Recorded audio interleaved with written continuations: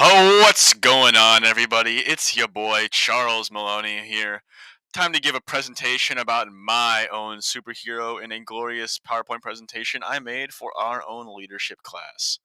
Now, who did I choose? None other than our very own favorite, Stephen Strange. That's right, Doctor Strange from Marvel. We love this guy. He's awesome.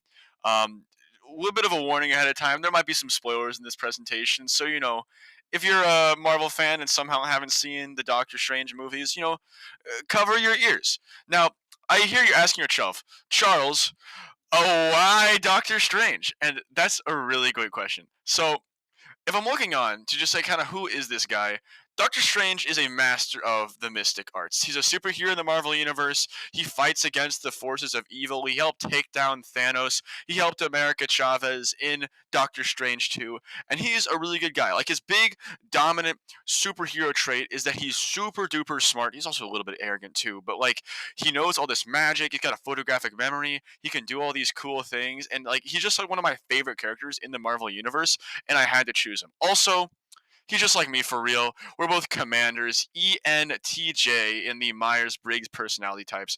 Doctor Strange, very extroverted guy. He goes out of his way, brings the armies of all the people together to have this big, glorious force to fight against the forces of evil. He's very intuitive. He's able to judge people who are right, people who are wrong, what's going on in the situation. And he's also just like a really like level-headed guy.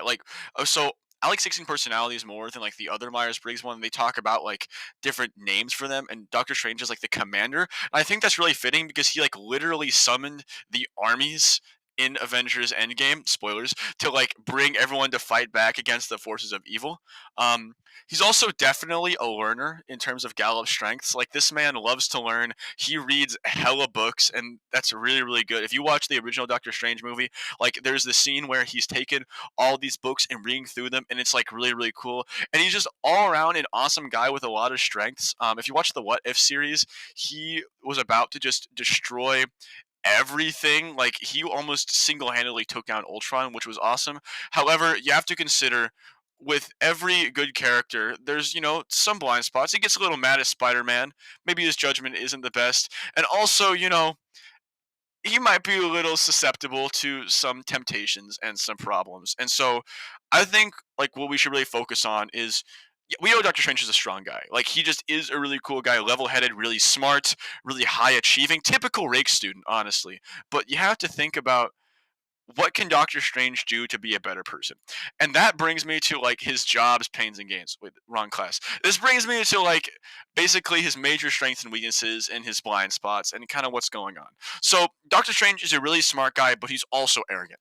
If you watch the first movies, the forces of Dormammu show up in the first place because he uses the Eye of Agamotto to bring the pages back in the book, so they're able to steal the pages to take these rituals. And he thinks like, oh, I'm so smart, I'm so powerful, I know all these things, but he doesn't know things. He doesn't know there are consequences to his actions sometimes, and that leads him into trouble. And honestly, I kind of relate to this. I feel like sometimes I don't fully think through my actions and how they can have ramifications, and I kind of just go in full send, full throttle. That's kind of Doctor Strange's thing, and he really needs to work on that. Also, he's powerful, but he's dangerous. If you watch What If by Disney, it's probably one of my favorite series they have made, animated series at least. Doctor Strange is he tends to go on the dark side sometimes whenever he's in like a bad spot. And you have to understand like with great power comes great responsibility. That's a Spider-Man thing, but it applies to Doctor Strange too because Doctor Strange is probably like outside of Thanos, probably like the singular strongest character in the Marvel universe. Like he has the Eye of Agamotto.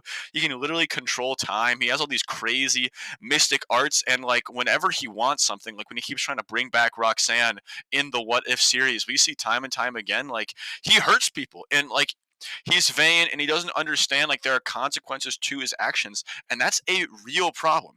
And if he wants to like mitigate these like adverse aspects of his blind spots, what he needs to do is needs to like look within himself and understand responsibility and get past his narcissism. That's his last problem also. Doctor Strange is selfless but also at the exact same time a raging narcissist. We see him fight back against Dormammu, sacrifice his life and die millions of times in absolute agony, but he still thinks he's hot shit and continues to say that like he's the greatest person in the world, and this leads him into trouble and he doesn't recognize the true strengths of his teammates, which can get him into harm again.